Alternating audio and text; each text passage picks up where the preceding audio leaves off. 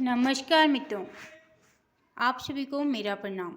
आशा और उम्मीद करते हैं आप सभी लोग स्वस्थ होंगे, मस्त होंगे और अपने परिवार के साथ व्यस्त होंगे। आपको मेरी कहानियाँ कैसे लग रही हैं मुझे कमेंट में ज़रूर लिखें। आशा करते हैं आपको मेरी कहानी काफ़ी प्रेरणादायक और काफ़ी शिक्षाप्रद लग रही होंगी। ऐसे ही एक नई कहानी लेके आई हूँ आप सभी के समक्ष। आज की कहानी है एक व्यक्ति की, एक आदमी की।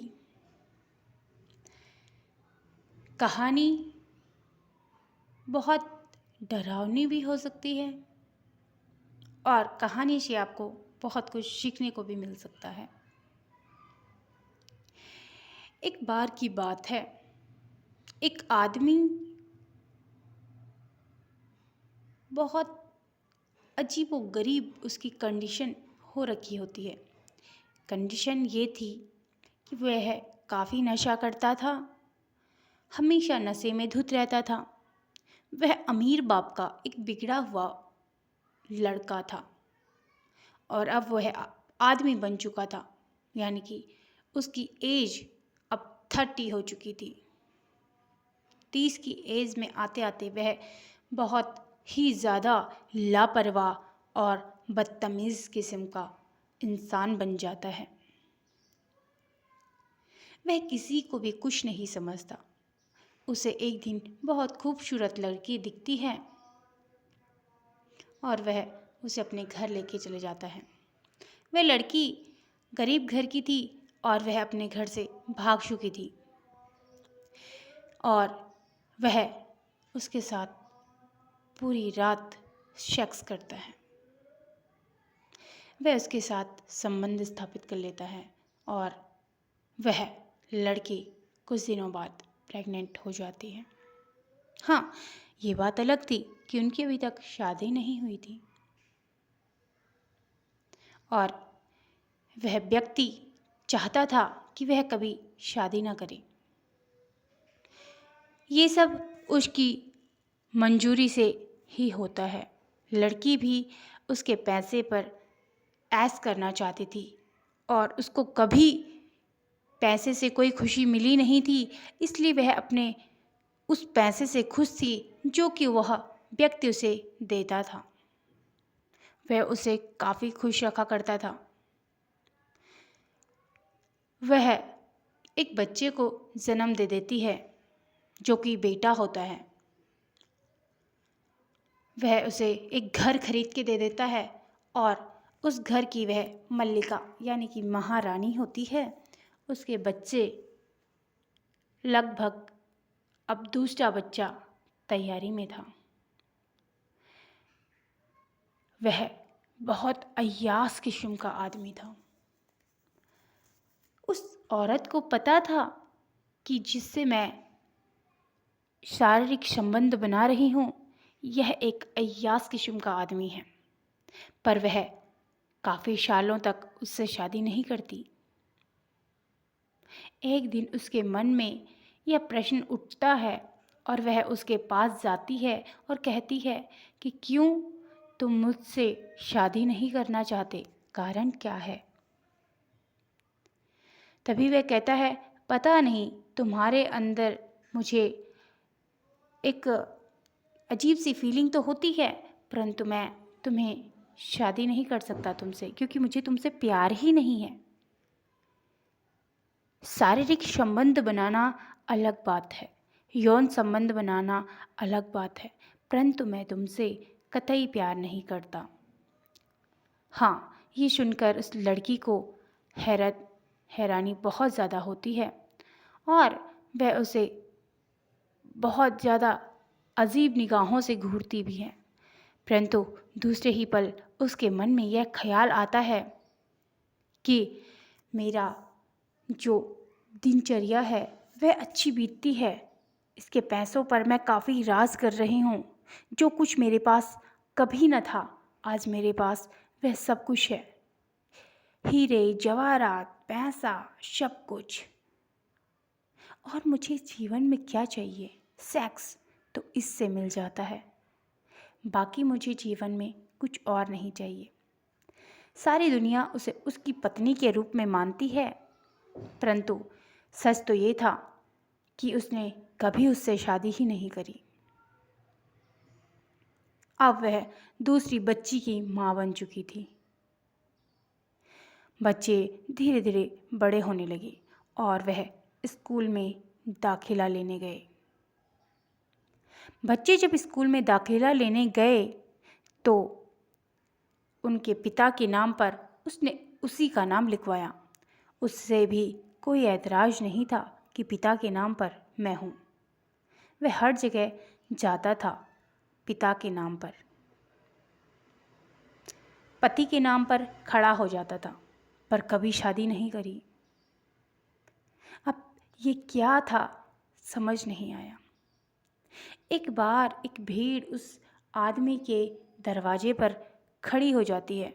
दरवाज़ा कांच का होता है, जहाँ से भेड़ अंदर झांक रही होती है। तभी वह आदमी उस भेड़ को देखता है और पता नहीं क्यों दूसरे दिन ही वह उस भेड़ के फार्म में जाकर उसी भेड़ को अपने घर ले आता है। वह आदमी मन ही मन उसे बहुत पसंद करने लगा था। वह उसे एक रूम में रखने लगा, उसके लिए सारी व्यवस्थाएं करी, यहाँ तक कि एक सुंदर सा बेड बनवाया।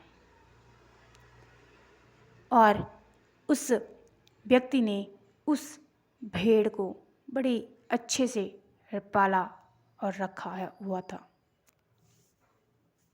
वह भेड़ काफ़ी जवान थी।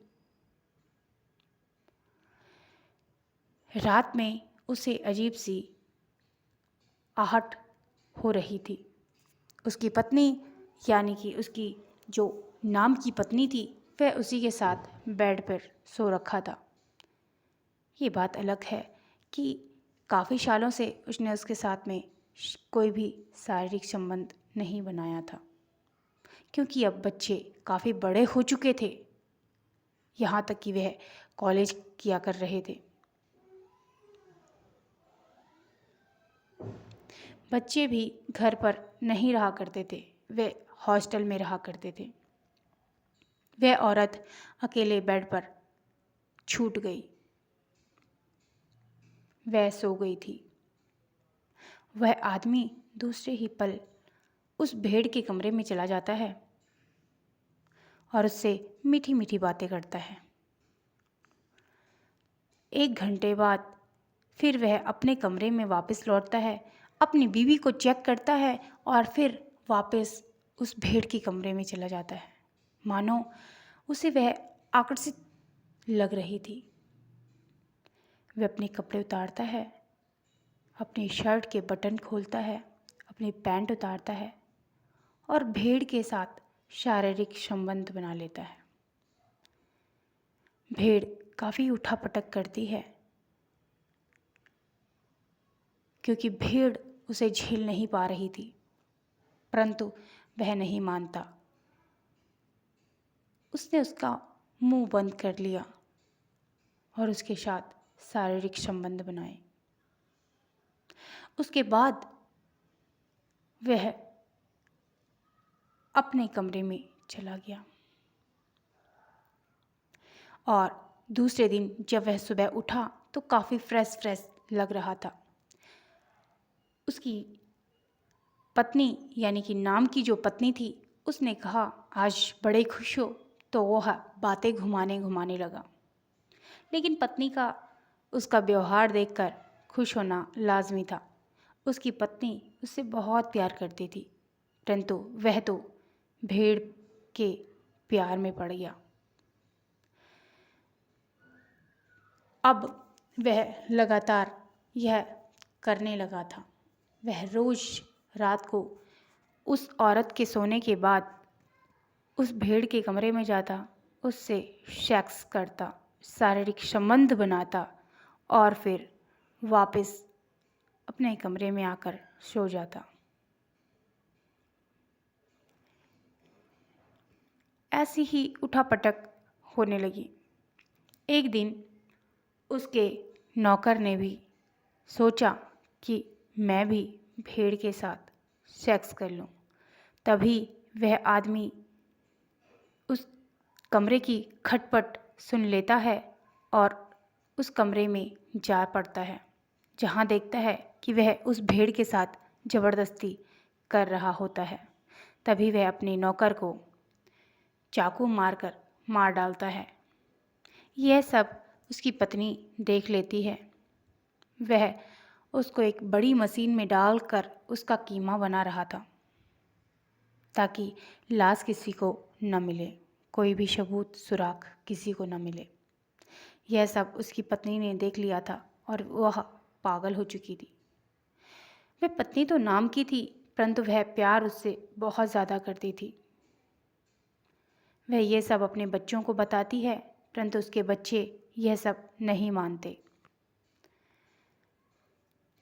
एक दिन उसके बच्चे उस भेड़ को कहीं दूर छोड़ाते हैं जंगल में। उसके बाद वह आदमी कहीं न कहीं से उस भेड़ का पता लगाते हैं और वहीं पहुंच जाता है। वह उससे शादी कर लेता है। कुछ व्यक्ति वहाँ पर आते हैं उस भेड़ को लेने कि यह भेड़ हमारी है, तो वह आदमी उस भेड़ को इतना प्यार करने लगा था कि उसने उन चारों आदमियों को मार डाला। जब उसने उन चारों आदमियों को मार डाला तो पुलिस उसके घर पर छानबीन करने आई और पता लगा कि उसमें उस आदमी का कोई हाथ नहीं था, परंतु हाथ उसी आदमी का था। वह इतना शातिर और चालाक था कि पूछो मत। वहीं एक दूसरा भेड़ उस भेड़ी के प्यार में होता है। वह उस भेड़ी को देखता है जब वह शादी कर रहे होते हैं, तो वह बहुत गुस्सा होता है उस आदमी से, लेकिन वह आदमी तुरंत ही उससे शादी की सारी रस्में पूर्ण कर लेता है। तभी वह भेड़ा बहुत परेशान हो जाता है। वह उसका पता लगाता है और उसके दरवाजे पर खड़ा हो जाता है। वह उस भेड़ा को पकड़ने के लिए जाता है। तभी उसके घर में पुलिस आ जाती है छानबीन करने। वह उस भेड़ा को नहीं पकड़ पाता। दूसरे ही दिन वह उस भेड़ा के पीछे उसके घर पे चला जाता है, उसके फार्म में चला जाता है उसको मारने के लिए। तभी वहाँ खाली खाली मिलता है। वह भेड़ा उसी के घर में पहुँच जाता है। जैसे ही उस व्यक्ति को पता लगता है कि वह भेड़ा मेरे घर पे है, वह अपने घर पे वापस लौट आता है और चाकू उठाकर उसे ढूंढने लगता है। भेड़ा